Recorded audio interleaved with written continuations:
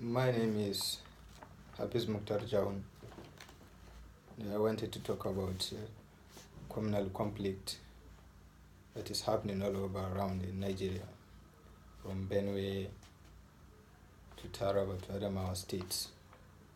It indeed pathetic, dubious, and worrisome to find ourselves in this condition. And I join my fellow Nigerians in sending my heartfelt condolence to those who lost their loved ones. May their soul rest in peace. Since 1960, we had lived under the protective shadow of great national leaders who had made significant personal sacrifices in the struggle for national independence. People accepted them as national leaders, irrespective of religious, geopolitical zones, ethnical, or community to which they belong. People trusted them and looked to them to guard the interest of all people of Nigeria. That is the Nigeria of Herbert Macaulay, the Nigeria of Professor Iyo Ita, the Nigeria of Dr. Nnamdi Azikiwe, the Nigeria of Sir Ahmadu Bello, the Nigeria of Chief Obafemi Awolowo, the Nigeria of Abubakar Tafawa Balewa, the Nigeria of General Murtala Muhammad, the Nigeria of Aminu Kano, and many more founding pillars whom their legacy will never be forgotten in Nigeria. Why today are we fighting? Why today are we fighting and killing each other for regional or communal interest? This undermines the national loyalty and the national identity of the people. People retreat into narrower identities based on religion, region, or group interest. The conflict of group interest becomes aggravated by transformations in the political process, whereby government have to make decisions in response to pressures from groups of voters. Few politicians can keep their backing of voters unless they fight for narrow interest of the group that brought him into power. The political system or the political process in Nigeria has become a system whereby politicians are paying back to those who financed them or who voted them into power. The civil service are also pool of people who cannot issue order or even move a file without their palms greased. Salaried people, civil servants, find it difficult to balance their budget. Instead, they can hardly resist the temptation to pocket a bribe, and the bribery situation has become so blatant. The most people do not even need to hide the taking of bribes, but have made bribery institutional and convenient. Pity now becomes always invoking. Pity has now become a way of invoking. Pity now has become a way of invoking the deity of greater gains and for protection from being caught. When religion itself thus become an instrument of greed. It loses its higher and universalistic content, and they become base and parochial and even fanatical. Fanatical communal loyalty and strife may be partly explained by guilty conscience, seeking appeasement through religious fanaticism. The issue of mistrust. When that trust is breached, certainly mistrust will take root and disrupt our national unity. It is a scared trust. All communities in Nigeria should honor that trust and give no occasion for mistrust. How can we, in the context of such mistrust, remain a united nation? It is clearly against the interest of our nation to promote such intercommunal distrust. It may be in the temporary interest of certain other nations who do not like the unity of Nigeria to aid and abet these who create communal conflict in Nigeria, but as a nation, it will be responsible to keep on blaming outside agencies for our communal conflict. We have to act on our own, resolutely and wisely enough. The way, or some of the way to revoke our loyalty back is to organize national effort on a mammoth scale which transcend all communal and regional loyalties.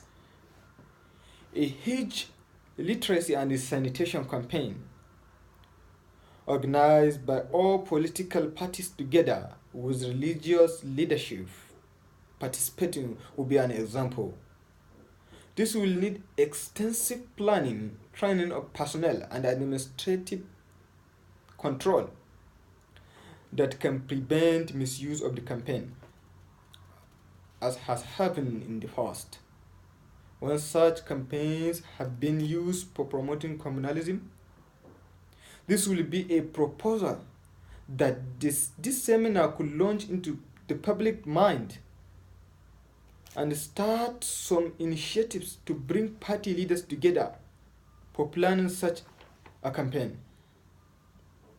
All people could be enlightened and trained on a mass scale all over the nation. The important thing is to keep the campaign transcommunal and not allow it to be dominated by political pressures from communal groups. It has to be led and inspired by a group of people who can be seen as being above narrow communal interest. Such national campaigns, which will demand the organization of multi-communal groups visiting all villages and cities of Nigeria, will require enormous determination and organization as well as resources. It will have to be organized by the general public with government assistance, with all political parties and religious bodies participating. If it is carried out with discipline and imagination, it could mean a significant step beyond our present communal and national statement. It may throw out a new type of national leadership, different from ones now created by local, regional, and communal politicians. The need today is to bring out the best in each religion or tribe or zones. The noble sentiment in all ethnicity led to communal harmony, while the base and more aggressive tendencies in each religion are encouraged by a climate of greed. The ultimate solution to the problem of communal harmony can only come from an economic order where there is justice. And the political process is not the mercy of those who have money. The transition from a greed-based political economy to a more socialist, egalitarian, rigorously an uncorrupted society is perhaps the only long-lasting remedy for the growing problem of communal conflict. Communal disharmony is likely to grow in a political economy where injustice has become regnant and persistent. I just remembered the word of let Maitamasule Damasan Kano, whom he said, world can never be governed by fear, never be governed by justice. Therefore, we have to be just. Everybody has to be just enough. The struggle for communal harmony. Let me propose some of the steps that I think will at least provide remedies to the conflict that is happening now. Organization of large public meetings for communal harmony and put up media coverage for this. Number one. Number two, organization of intercommunal vigilance groups in all areas who will watch their development and keep in touch with religious tribal groups and their leaders. Number three, organization of mass demonstration of and silent processions for communal harmony. And number four, appeals by religious leaders for prayer for interreligious harmony in all religious bodies and institutions where possible, common prayers, vigils. Number five, conduct of seminars on communal harmony and the production of books and pamphlets on the subject, especially in regional languages, that is in our own languages, from Hausa to Yoruba to Igbo to Kanuri and many more. Organization of nationwide movement for communal harmony with religious leaders from all communities taking a leader role, financed by voluntary contributions and having a regular publications for nationwide circulation among the masses and in general in regional languages. Development of short-term documentaries and videotapes for the use in places of public entertainment like cinemas and movie places. And I knew no religion will promote injustice. As a Muslim, I knew justice is the best way of governing a place.